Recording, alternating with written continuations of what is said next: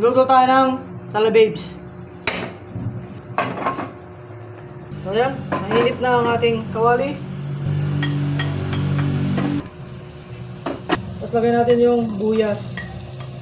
Saka lawyers.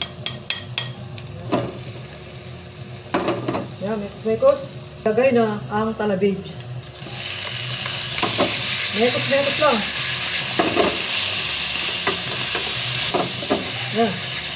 Mekos. Okay, tapos lagyan ng asin. Ayan, sana nga po. Oh, ayan. Ayan na siya. Ayan. Oh, tikman na natin ang ating talababes kung masarap.